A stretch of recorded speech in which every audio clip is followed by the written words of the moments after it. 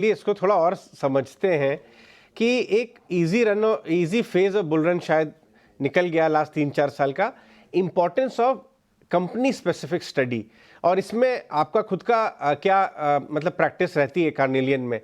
क्योंकि लोग दोनों तरफ जा रहे हैं, एक तरफ कह रहे हैं बुल रन ओवर, एक तरफ कह रहे हैं नहीं साहब वन साइडेड यहां से भी चलेगा, बट शायद सच्चाई कहीं कहीं बीच में रहेगी।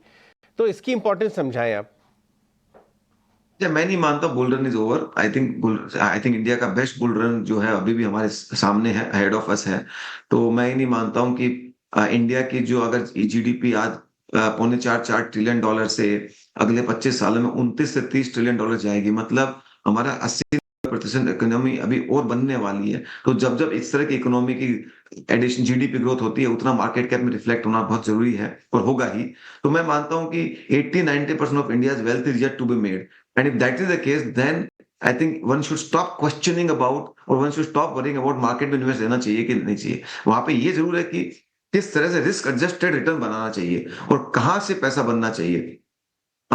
तो मैं मानता हूँ कि मैं उस कैंप में हूँ कि मैं लगता है इंडिया की इस ग्रोथ स्टोरी में जो भी इन्वेस्टेड रहेगा बहुत बड़ा पैसा बनाएगा। जब बात आती है इन्वेस्टमेंट की, तो आपको it boils down to same thing: identify good company run by good promoter at a reasonable valuation. It sounds very simple, but it is not that simple.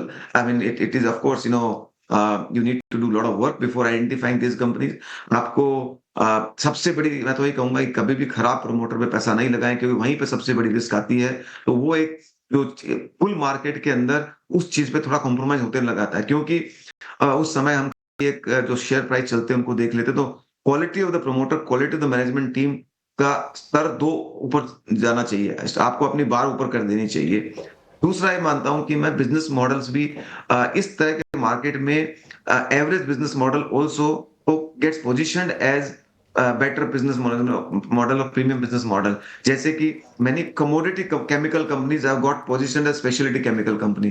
पर वो हमको जब पता चलेगा, जब साइकिल थोड़ी भी टर्न होगी, तो कमोडिटी कंपनीज का पैसा उड़ जाएगा और प्रॉफिट उड़ जाएंगे। तो ये बहुत इंपॉर्टेंट है to differentiate in what business model you are investing और सस्टेनेबल ग्रोथ कहाँ आ रही है। आज क्या केमिकल्स के नाम से सब कुछ चल रहा है, but the real opportunity is not in commodity chemical, real opportunity is in the speciality chemical. Same way her segment के अंदर है। डिफेंस में देख लेंगे चाहे आप, तो मैं ये कहूंगा कि आपको बिजनेस मॉडल समझ के, उसके रिस्क और समझ के इन्वेस्ट करने की जरूरत है।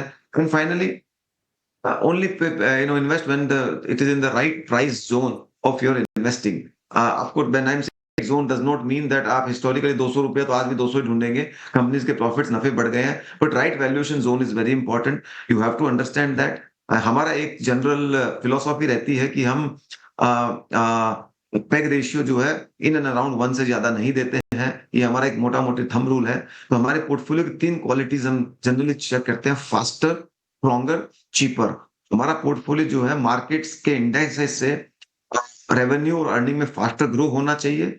उसके स्ट्रॉन्गर 2 काउंट में आरओई जो है वो बेटर होनी चाहिए, and debt to equity ratio जो है कम होना चाहिए, एंड पेग रेशियो जो है वो कम होना चाहिए। तो इससे क्या होता है, जब जब भी मेरा पोर्टफोलियो जो है मार्केट में भी तकलीफ आएगी, तो भी मेरा पोर्टफोलियो काफी रिजिलियंट होगा। One of our portfolio has 22-23% earning growth, 19% ROE, 0.2 time debt to equity ratio. Now, when you have and PEG of 1.1, so when you have this kind of characteristics, you actually are quite relatively protected against any kind of market fall or risk, and that is what is more important in this kind of market.